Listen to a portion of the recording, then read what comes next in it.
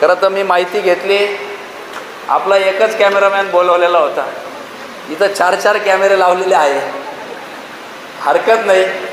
सगळ्या या ठिकाणी उपस्थित असलेल्या पत्रकार बंधू सगळ्यांचंही मी या निमित्ताने प्रथमतः स्वागत करतो. खरं तर ग्रामपंचायत म्हटलं का अतिशय चुरशीची लढाई असते, की फक्त राजकारण करायचं म्हणून आपण काही त्या ठिकाणी या प्रवाहात उतरलेलो नाही. राजकारण करायचं असतं तर मग तडजोड करून अनेक गोष्टी मिळवता आल्या असत्या. गणेश कारखान्याच्या वेळेस अनेक आमिष दाखवले होते की बा हे पॅनल बिनल तुम्ही लढू नका, तुमचं आम्ही सगळं काही व्यवस्थितरित्या भविष्यात करू. परंतु कुठंतरी जनसामान्यांवर अन्याय होतोय, त्या अन्यायाला वाचा फोडला पाहिजे. धनुभाऊ असतील, गंगाधर पाटील असतील, संपत तात्या असतील, या सगळ्याच मंडळींनी शिवाजी तात्या असतील आग्रह धरला की आमची कामधेनू आहे, इथं बऱ्यापैकी नैराश्याचं वातावरण आहे, अनेक प्रश्न प्रलंबित आहेत आणि तुम्ही कुठंतरी यामध्ये लक्ष घातलं पाहिजे. महाराष्ट्र राज्याचे नेते आदरणीय थोरात साहेबांनी त्या ठिकाणी पुढाकार घेतला, मार्गदर्शन केलं, पाठबळ दिलं आणि आपल्या सगळ्यांच्या आशीर्वादाने आपण श्री गणेश कारखान्यावर त्या ठिकाणी सत्तांतर आलं आणि आपली यशस्वीरित्या आता वाटचाल त्या ठिकाणी सुरू झालेली आहे. त्याच्यानंतरचा हा खरं तर ग्रामपंचायतीचा पहिलाच टप्पा. पण स्वाभाविकदृष्ट्या सभासदांचा आग्रह असतो की आम्ही कारखान्याला जसं तुमच्या मागं उभं राहिलं तर आमच्याही निवडणुकांमध्ये तुम्ही आमच्या मागं भक्कमपणे उभं राहायला पाहिजे. या निमित्ताने आपल्याला एवढीच ग्वाही देतो की नुसते ह्याच निवडणूक नाही, ज्या ज्या वेळेस तुम्ही हाक द्याल तुमच्या हाकेला हो आम्ही देऊ, एवढंच या निमित्ताने सांगतो. कारण की कुठंही पुढं जाताना आपलं हे नातं एका परिवारासारखं असतं. थोरात साहेब आपले मार्गदर्शकाच्या भूमिकेत आहे, कुटुंब प्रमुख आहे, आम्ही या ठिकाणी आहोत. निश्चितपणाने ही वाटचाल अशाच रीत्या आपण या पुढेही चालू ठेवू. ग्रामपंचायतीचा विषय आज होता, सगळ्या जणांनी फार मेहनत घेतली. राहत्या तालुक्यातील महत्त्वाची समजली जाणारी पुणतांब्याची ग्रामपंचायत, सगळ्यात मोठी ग्रामपंचायत धनुभाऊंनी त्या ठिकाणी पुढाकार घेतला, अतिशय चोख नियोजन केलं. त्यांच्याबरोबरच्या सगळ्या सवंगडी सहकाऱ्यांनी आणि भूतन भविष्य असा इतिहास त्या ग्रामपंचायतीमध्ये घडवला. भ्रष्टाचारी कारभार चालू होता, त्या कारभाराला कुठंतरी आळा आणण्याच्या दृष्टीने हे सगळ्या मंडळींनी पुढाकार घेतला.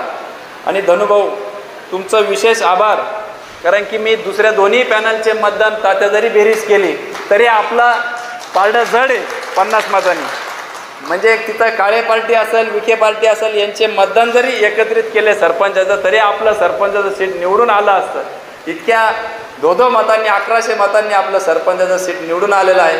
त्याच्यामुळं पुणतांब्याकरांचे विशेष आभार. त्या पाठोपाठ वाकडी गाव मोठं होतं तात्या, आपला एक जवळचा जिव्हाळ्याचा सवंगडी आपल्यामधून सोडून गेला आणि त्याच्यामुळं आपल्याला खरं तर त्या ठिकाणी अनेक अडचणींना सामोरे जावं लागलं. पण सरपंचाचं भाषण ऐकलं मी, त्यांनी ही सगळे विजय त्यांना समर्पित केला, त्यांचंही मी या निमित्ताने स्मरण करू इच्छितो. परंतु ह्या परिस्थितीत देखील सगळ्यांनी त्या ठिकाणी खिंड लढवली. वाकडीत विशेष लक्ष होतं, कारण की श्री गणेश कारखान्याला वाकडीचे भरपूर सभासद आहेत आणि वाकडीकरांनी फार आपल्याला लीड दिलं होतं. चेअरमन तिथं होते, आपली सगळी ताकद तिथं होती आणि म्हणून समोरच्या विरोधकांनी फार जोर तात्या तुमच्या इथं लावला होता.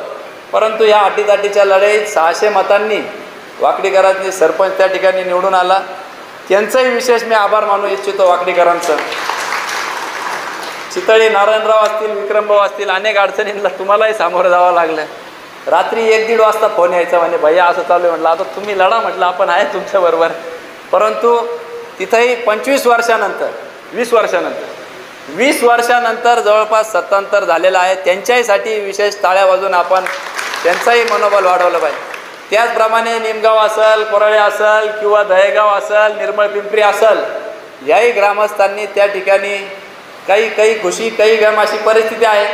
पण ही सुरुवात आहे, कुठून तरी आपल्याला सुरुवात करावी लागते आणि म्हणून बचेंगे तो और भी लढेंगे अशा युक्तीप्रमाणे या सगळ्या इतर गावांच्याही ग्रामस्थांसाठी एकदा टाळ्या वाजून त्यांचंही मनोबल वाढवलं पाहिजे.